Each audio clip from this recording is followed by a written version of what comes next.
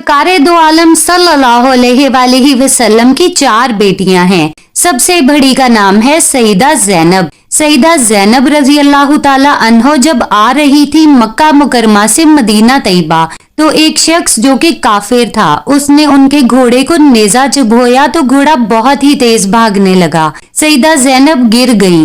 पेट मुबारक में बच्चा भी था, वो बच्चा भी आपका इंतकाल कर गया।